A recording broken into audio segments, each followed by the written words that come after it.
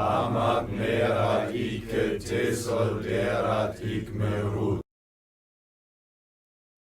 It seems kind of logical to follow a video on modus ponens with a video on modus tollens. Modus tollens, like modus ponens, is a means of ensuring an inference through to a conclusion through the use of a conditional statement. It is somewhat similar in structure to a modus ponens argument, but while modus ponens was a method of affirming, modus tollens is considered a method of denying. It is a means of arguing that some proposition is false through the inferences drawn from it. In the modus ponens video, we saw that it took the form of if P then Q, P therefore Q. The modus tollens argument takes the form if P then Q, not Q, therefore not P. As we can see, the argument form is very similar. It opens with an if-then conditional statement, just as the modus ponens argument does. This statement gives us the inference that if proposition P is true, then it will be the case that proposition Q will also be true. In the last video, I used the propositions I am running and I am moving to replace the variables P and Q. These same two propositions would work here also, but for variety, let's change them up a little. As a quick reminder, a proposition is a truth-apt statement,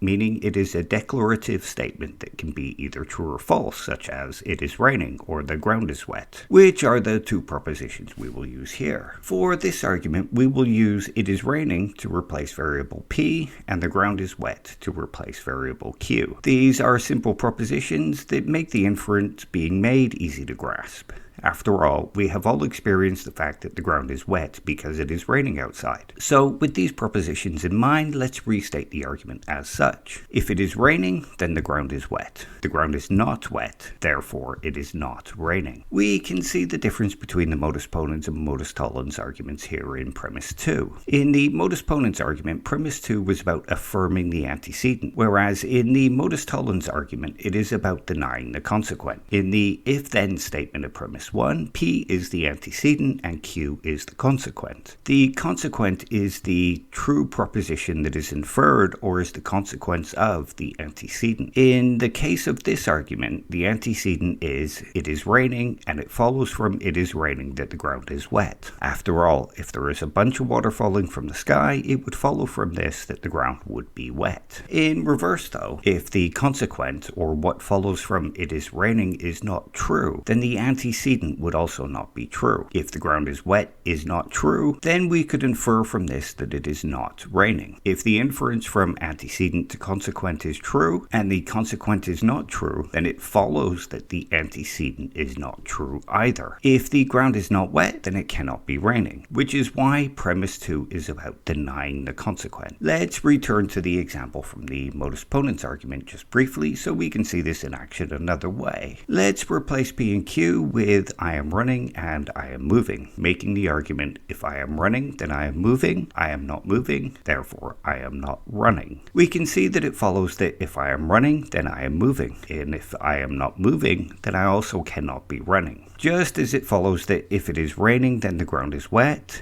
and if the ground is not wet, then it cannot be raining. Denying the consequent, or the consequent not being true, means that the antecedent also cannot be true. In the modus ponens, we discussed how affirming the consequent was fallacious, as just because the consequent is true does not necessarily make the antecedent true. Just because we are moving, it doesn't mean that we are running. We can see the same here with the ground being wet example. Just because the ground is wet, it does not mean that it is raining. However, it cannot be true that it is raining if the ground is not wet. Denying the consequent keeps the correct inference while affirming the consequent does not. A different fallacy does come into play here though if the argument is applied incorrectly. This is the formal fallacy known as denying the antecedent. Let's have a quick look before ending the video. If it is raining, then the ground is wet. It is not raining, therefore the ground is not wet. We can immediately see why this kind of inference does not work. Denying that it is raining does not logically lead to the conclusion that the ground is not wet. After all, the ground could be wet for lots of different reasons. It may still be wet from previous rainfall, or someone may have been washing their car in the street. Anyway, that's a simple bite-sized look at how the modus tollens argument form works. Hopefully it will give you and others a grasp of how the argument form works and why it works. If you want to see how this argument form works in relation to the claim you can't prove a negative, please check out my video You Can Prove a Negative. In the next video, we'll take a look at Socrates being immortal. Take care.